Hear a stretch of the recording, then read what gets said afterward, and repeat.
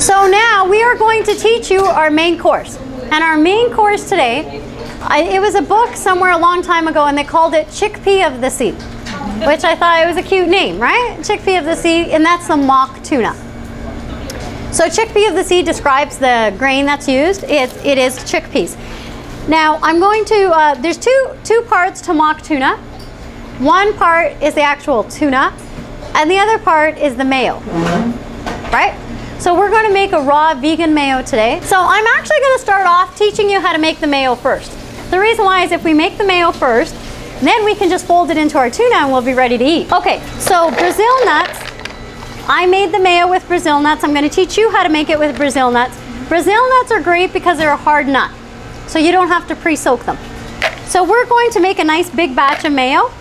And again, mayo can be frozen. So if you want to cut the recipe in half, you can, but I would suggest you just make a lot of it because you could use it for so many things, not just for tuna, right? Just, it could be your mayo in your fridge. Okay, so we're going to use 6 cups of Brazil nuts. Okay, so we've got our Brazil nuts that we've now ground into almost a coarse meal like this, okay? Looks like a flour texture, coarse flour texture. Everybody see it? Everybody good with it? Okay. To this, we are going to use 4 tablespoons of mustard. We always use a stone ground mustard or a Dijon mustard, and then we use 4 tablespoons of lemon juice. Then we use garlic. I'm going to stop at 2 tablespoons of garlic. Now at this point, I go ahead and I start food processing it. So at this point, you cover the Brazil nuts with kefir. In other recipes, I tell you, you can use coconut oil. In this one, I don't think so. In this one, I think it tastes like mayo because of these exact ingredients. So at first, you may be tempted to think that you added too much kefir. You might say, well, it's really, really liquidy. But that's because the Brazil nuts have not absorbed the kefir. Let your food processor run. It will thicken up as it runs, okay? Okay, so look how thick it is. Okay, it is thick. And it's not finely ground yet, but we're gonna stop at this point. We're gonna add our salt. We're gonna add 1 tablespoon of salt, and it's 3 tablespoons of apple cider vinegar. So adjust the salt. We added a tablespoon to start. It does need just a tad more salt. I'm gonna add another 1/4 teaspoon. So it got a lot thicker. Add kefir until it's the desired consistency. If you like a really thick mayo, leave it thick. Okay, now we are going to make our tuna. So you get garbanzo beans dried. We do exactly what we do with the steel cut oats. We soak them overnight, okay?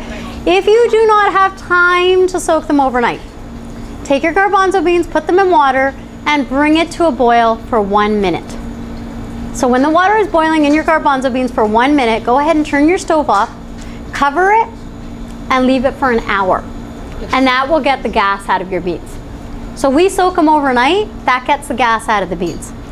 Soaking them, bringing it to a boil, leaving it for an hour does the same thing, okay? We do not add salt.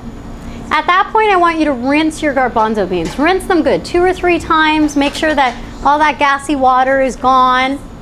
After you've got that done, now fill it up again with clean water, okay? And I always double the amount of water at least.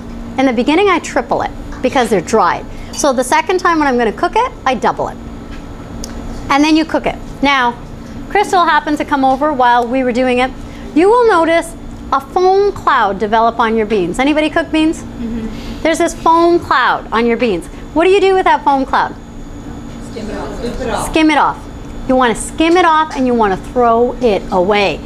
Do not stir. So this whole time as it's coming, don't be tempted to stir your beans, nothing, because we want the scum to come to the top. And as you stir it, it's going to stir the scum back into your beans. Okay? So you fill it with enough water that it's going to do that. You turn it on, you don't add any salt, and this scum cloud, that's what I call it. The scum cloud comes to the top. And you want to scoop all of that off. We use a ladle, we scoop it all off. Even if you scoop some water, that's all good. Just scoop the scum away. Okay? Throw it out. And then you turn it back. Usually the scum cloud will actually erupt. It's like a volcano. If you've got it on full heat, the scum cloud will come up, come up, come up, and it'll pour over the side if you let it. So what we do is as we're seeing it come up, we turn the heat down, we scoop all the scum off, and we turn the heat back up to high. And then a new scum cloud will come up. Not as intense as the first scum cloud, but it's like extra virgin olive oil and then virgin olive oil, right? There's a couple of grades. So there's a really bad scum and then the secondary scum. And we want to get rid of all the scum. Okay, so you scoop off the second layer of scum and then you should be fine. Then you go ahead and you bring your garbanzo beans to a boil and you cook them. How soft should they be? I won't pass it around. If you can't squish them in your fingers like this, it should be like beans in a can, okay? That's how soft they should be. You know how canned beans are really super soft? That's how they should be. They should be that soft for this recipe. So we're gonna go with 6 cups, by the way, guys, of garbanzo beans. But we gotta do it 4 cups at a time, sorry. So you put 4 cups of garbanzo beans in here, okay? And now we wanna pulse this. And so this kind of tosses it up. When your tuna looks like this, you know, kind of just coarsely chopped, it'll start looking like tuna. Like it's, you know, you're good. So we dump that out into here. So I usually do 4 cups at a time. And for one batch, I would recommend 8 cups. So this is how much 8 cups is. And there's a couple of seasonings you're gonna use. To give it a fishy flavor, we use dulce leaf, D-U-L-S-E. I use horseradish powder, okay? It doesn't really give it too much of a kick, but I just find that it rounds it out. And I use celery seed, because for some reason in tuna, we always have celery, right? And so celery seed is easier to have around. And black pepper, and then the mustard, and the vinegar again, okay? And salt. So I'm gonna start off now, because I told you that we didn't use any salt yet. And in 8 cups, I would use 1 tablespoon of salt. I'm gonna go with like a really shy tablespoon of salt because I really don't want it to be over salted, because I can't take salt out, but I can always add it. Okay. And then however much salt you add, that's how much black pepper. That's an easy rule of thumb.